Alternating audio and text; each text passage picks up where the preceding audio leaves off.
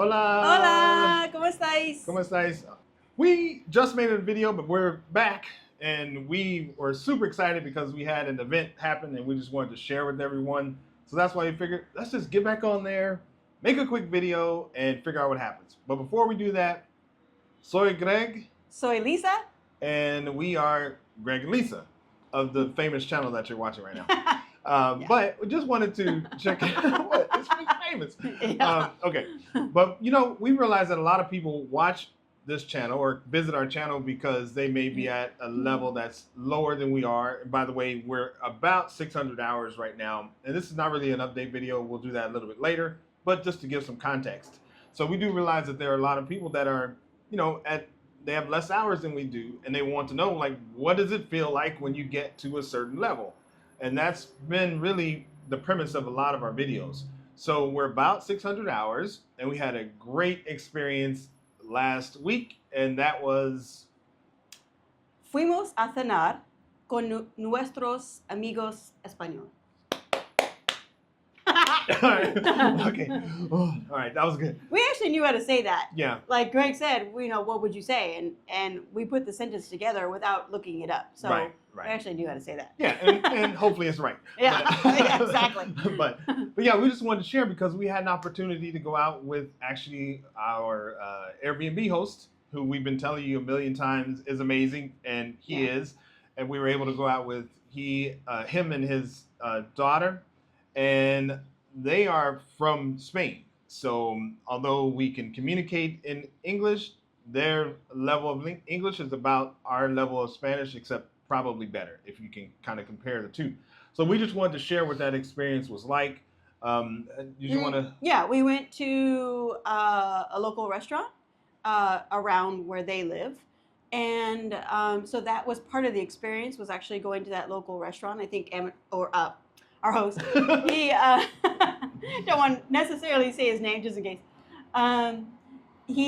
He kind of joked around that we were gonna all just speak Spanish, so we were like, "Oh no!" Yeah, but it was fun. That is what happened. I mean, yeah, for the most part, we all spoke Spanish. So yeah, and then it was me, you, and our youngest son all went, and exactly. Our host and his daughter.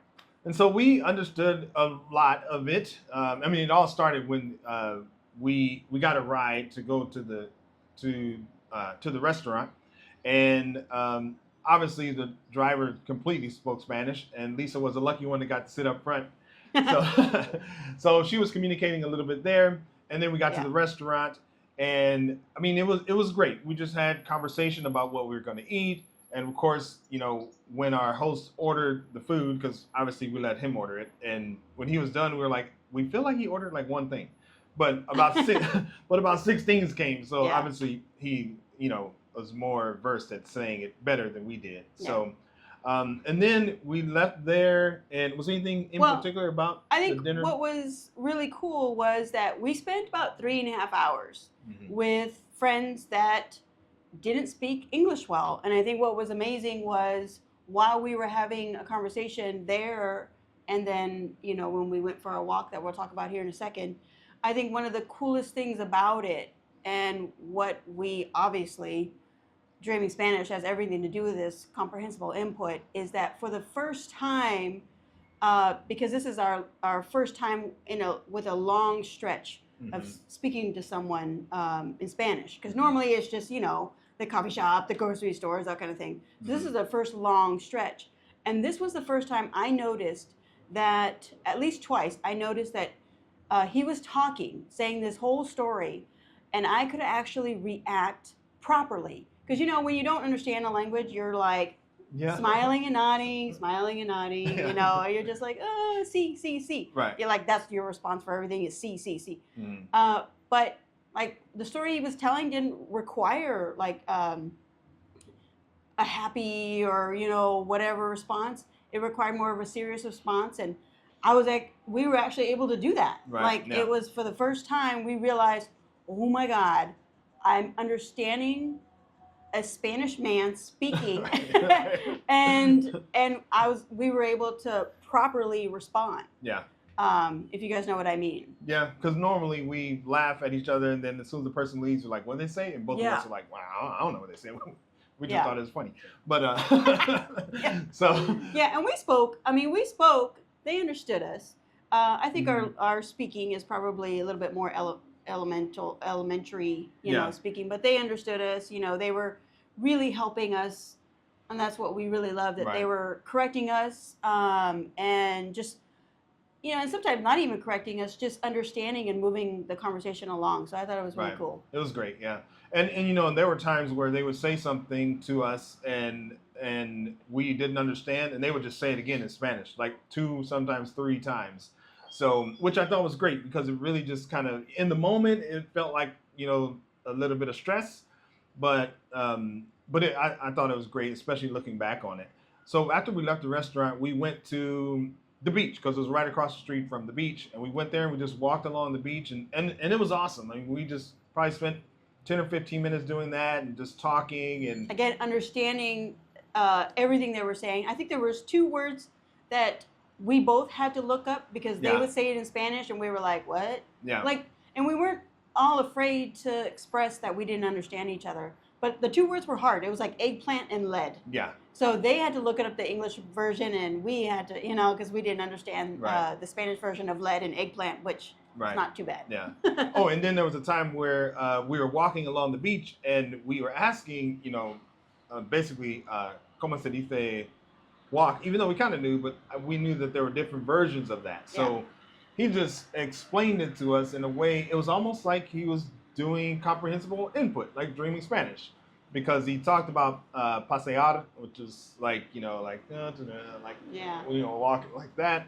And then he talked about caminar, which is, you're walking. So Like you're walking to work. Right. Or something like how he described it. Right. And then andar is kind of also walking. Right, but more common. Yeah, he said that it was more used common. more often. His daughter had mentioned that. So Right. But so that kind of stuff was super helpful, and we asked questions about how to say things and properly. So Yeah. it was a huge learning lesson. Yeah. For And both then of us. and then we left there, and then we had to wait for our ride, and that was probably about maybe like 30 or 45 minutes. So of course they're not going to leave us because they are great hosts. So they stayed with us, and of course, what does that mean? That means we have to talk. So we were talking, and it was great. I mean, we were having regular conversations. So we're just saying all this to let you know that although there may be times where it feels like, oh man, am I getting anything out of this? I mean, it really is awesome when you get to the place where you can actually have a conversation and understand what's going on. And our son is still learning Spanish. So there were times where our host would say something and then our son would say what he thought it was, and myself or Lisa would be like, he's actually saying this. So I just thought that was just more confirmation. So yeah. Once we left there, we went home, and it was weird. It was like we were on this little like Spanish high. So, Yeah. so I know. I just wanted to keep trying to speak. Yeah. And Yes, even right. in the next morning, it was Yeah. everything. Buenos dias. It was like you just wanted to just keep going. Right.